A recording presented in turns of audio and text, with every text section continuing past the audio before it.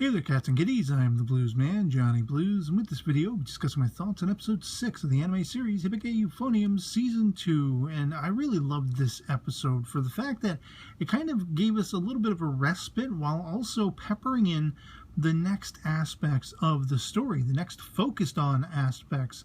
And those mainly having to do with Kumiko's sister, who is apparently dropping out of college. And I'm really wondering what the motivation is there, especially as Kumiko points out and kind of confronts her about, you're telling me to study, to stay in school, to try to get into university and all this kind of stuff. And here you are, hypocritically dropping out. I'm sure there's something deeper going on. I don't know, if this show would get into her sister was assaulted or something along those lines, if it's just that she's trying to follow a truer calling, a truer sense of purpose, and college is not that thing anymore for her. I don't exactly know, and I hope we're going to delve deeper into it and see what exactly it is. Someone did comment on my previous episode discussion video saying this is like the darkest chapter in the Hibike sort of realm, the source material. And that really does strike me as intriguing, especially when it, sort of contrasts with the moving and curious aspects of like Taki-Sensei's life. We're delving more into that with the whole aspect of his wife having died 5 years previously, and it's kind of interesting how it all is surrounded by this oncoming storm, this typhoon. The weather matches the mood in a sense, at least the mood for a certain amount of the episode. When things go dark, they literally go dark with the clouds rolling in from the typhoon. This after, of course, the entire school basically is having like a festival, and it's pretty comical seeing like in the one case of like the cat restaurant or whatever it is, they can't actually bring animals in, so they got stuffed animals, there's a toy cats and everything. Completely awkward.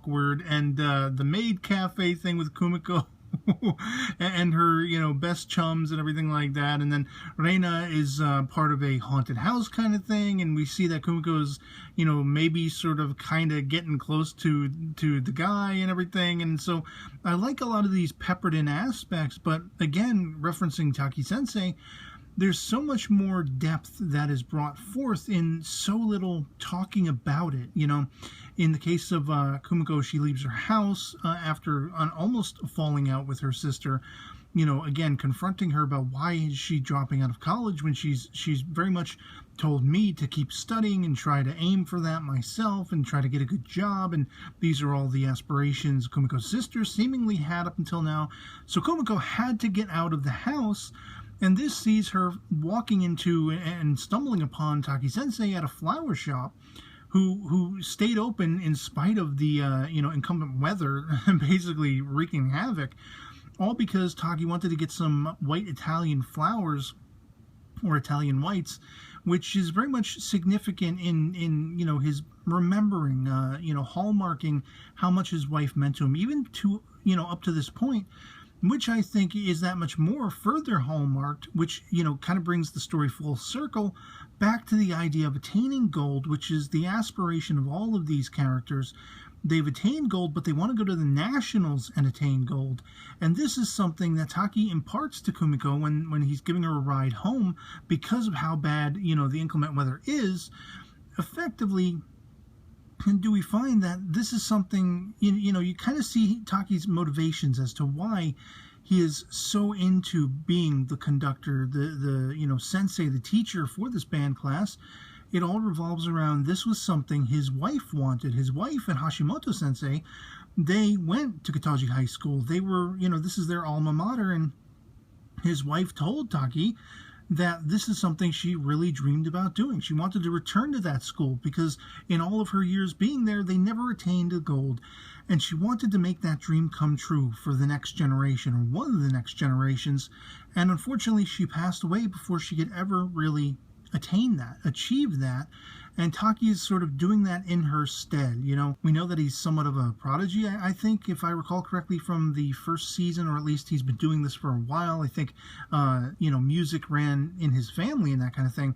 And so it's nice to see that there isn't just his own, he's not just doing this for himself. It's not just his own sort of directive to want to make these kids really be able to hone their skills and be the best, you know, band players they can be.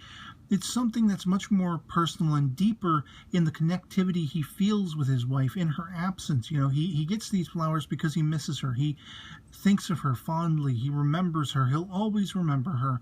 But he wants to do something beyond himself for her memory, in her name, you know, which answers to what she sought to do.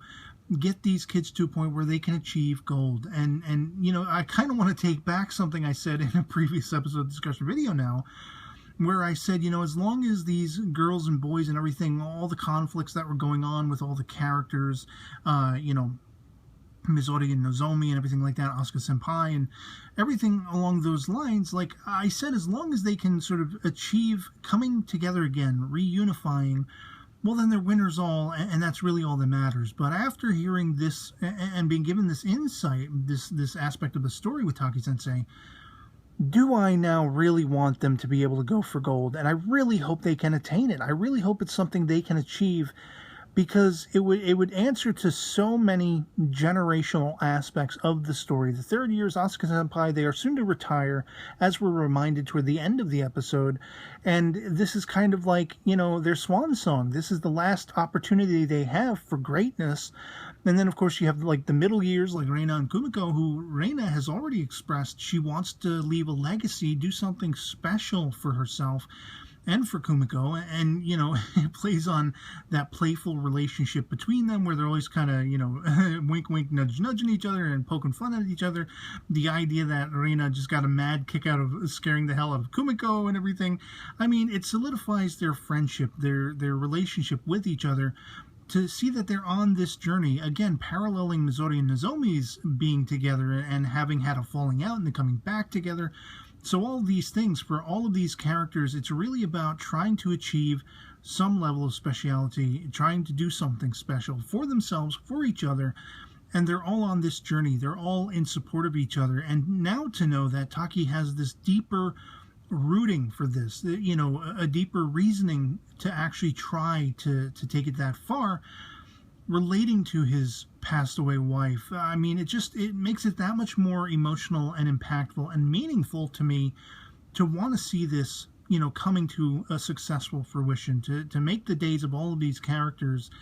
And I feel like, you know, this particular anime, it can wholeheartedly do that, I think. I think by the end, you know, it'll probably set us up for some really rocky and tumultuous aspects of the story with, of course, Kumiko's sister, with, you know, this backdrop of Taki-Sensei and sort of playing off the idea of how smitten Reina is with him, and that Kumiko is mulling over whether or not she should reveal, you know, Taki's history, the fact that he was married, and, you know, again, she pointedly, sort of nervously, when she runs upon him in the flower shop, looks at his ring. And I haven't noticed up until now, has he always worn it? Is he just wearing it because, as he says, it's a special occasion, it's a memorable occasion, he's remembering his wife, and so he only puts it on during times like that? You know, he's got the picture of Hashimoto and the wife and things of that sort in the car on the dashboard, and he doesn't really want to talk about it, but of course, because Hashimoto-sensei went to him and apologized after the fact for revealing as much to Kumiko, you know, I guess he maybe felt obliged, and maybe, you know, it would give him some sense of relief to actually be able to say something about it to someone who isn't well familiar with it, like Hashimoto, you know, somebody who has been his friend and trying to do what's good for him, what's right for him, trying to be there for him. Sometimes you need a different ear to sort of grasp. You know, you need a different shoulder to lean on when you're in mourning, when you're still going through a sense of loss or a sense of turmoil or mourning or whatever it is. And, you know, even though Taki was a bit reluctant, as Kumiko mentions, I think there's something to that aspect that, you know, he didn't have to reveal anything to her. He didn't owe her anything, but maybe there was a sense of relief and just sort of filling in the plot holes, since Kumiko had some peripheral idea to begin with because of what Hashimoto-sensei told her, you know, fill in those blanks and just kind of fill in the blanks for himself as well, you know. And I thought it was awesome that he gave her a ride home, too, you know, with how bad the wind swell was and everything like that, and the rain. And, you know, it just, again, it hallmarked that darkened mood for a little while, the darkened aspects of the story that are now going to continue on from this episode with that oncoming storm. And it's really going to drive me curious. It also really has me curious. We ended this episode with what looked to be an older woman about to knock on the band classroom door while Asuka Senpai was preparing to start practice, and it looked like she was there by herself. And is this someone, you know, is this Asuka's mother? Is it like an elder sister in the same way as Kumiko has her sister? You know, I don't know.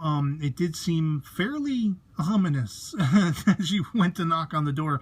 It's kind of like, oh, what's going on here? What's about to, you know, go down? I wasn't sure at first if this was even, you know, maybe like Nozomi or something like that. She got all dressed up, but like it looked like an older woman than these high school girls and things of that sort. So I'm going to be really waiting with bated breath to see in the next episode where this picks up from, you know, again, touching upon what somebody told me in the comments and answering to my speculations.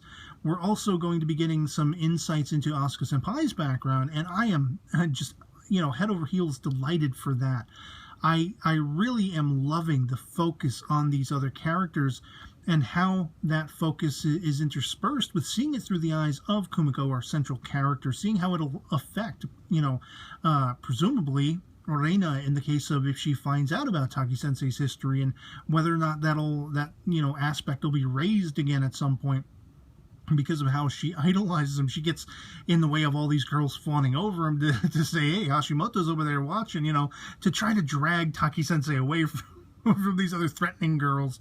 And yeah, so like adding Asuka Senpai's history, backstory to it, knowing that this is her swan song, knowing that there is some level of regret or you know, just really being off kilter at the idea that this is how it's all going to end, and hoping that it will end on an upswing for Asuka Senpai is really intriguing. I'm really looking forward to that. And as well, finding out what is up with Kumiko's sister, you know, how deep down the rabbit hole of darkness this goes as far as her motivations go in wanting to drop out of college and being willing to risk the conflict with her family. So otherwise, that'll be pretty much it for me on this. Hope this video finds you well. I'll catch you all later. Peace.